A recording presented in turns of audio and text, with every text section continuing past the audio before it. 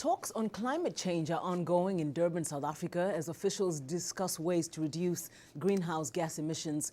Women, who lost a great champion in Wangari Maathai recently, say they are affected the most and turned up in large numbers at the meeting. We spoke with Katie Campbell of ActionAid International, which works closely with women in African countries to raise awareness about how climate change is affecting them. Climate change is definitely impacting everyone differently. It impacts the global north in a different way than it impacts the global south, and it most definitely impacts women in a different way than it impacts men, especially in Africa, for several reasons. One, women are the majority of the world's poor people, so they lack the resources to be able to adapt to climate change. Second, women also make up the majority of the world's hungry people. In places like Africa, they often eat the least and they eat last, which means that when food shortages come as a result of decreased production because of climate change, women will be affected with greater hunger, with undernutrition, things like that. And then finally, and I think most importantly, women also make up the majority of smallholder farmers in Africa. In a lot of developing countries, they're between 60 and 80% of all the farmers. So farming is both their source of food security and livelihood. And of course, that is where climate change is hitting the most. It's everything from an inability to predict when they should plant. You know, it used to be it was a certain time of year and you planted your crops. Now they sort of have to guess. They have to guess when the rains are going to come.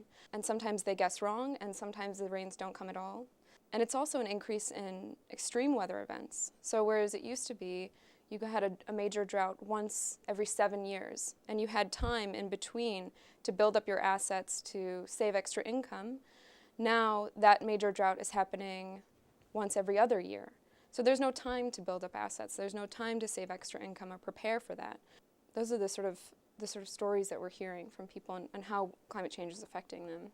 ActionAid has launched a few campaigns Yes. trying to raise awareness. The Stand with Africa campaign and the Caravan for Hope.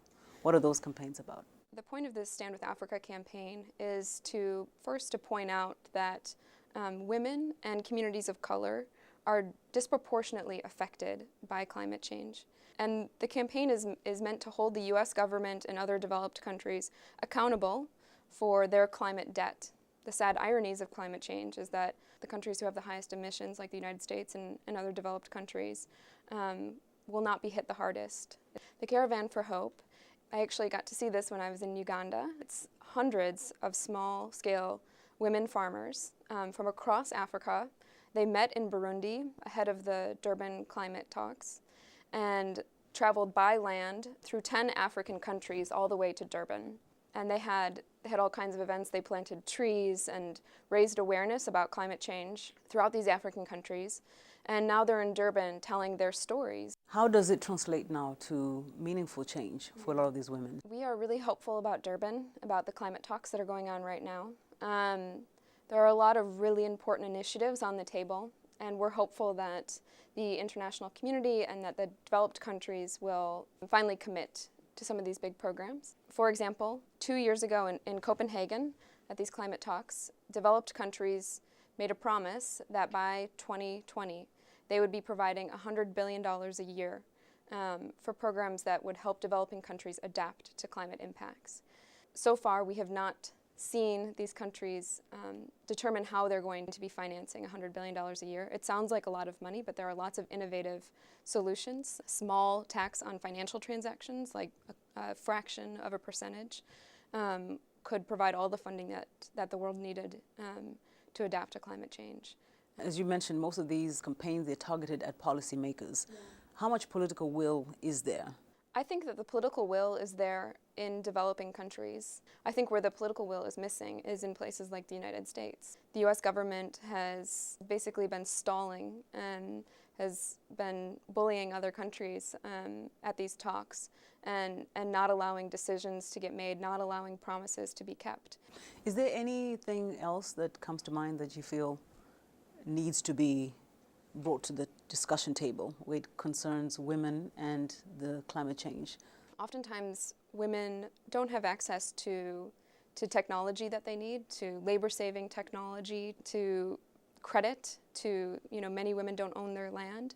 If we gave them access to some of these resources, and really many of them are very cost-effective, There's a tremendous amount of power and will in these communities to adapt and to make a better future and to be self-sustainable in an environmentally friendly way. 50% of the world's food is grown by women. Without these smallholder farmers, our food systems would collapse. The world depends on them, and I think we owe it to these women to invest. Katie Campbell is a senior policy analyst for ActionAid International.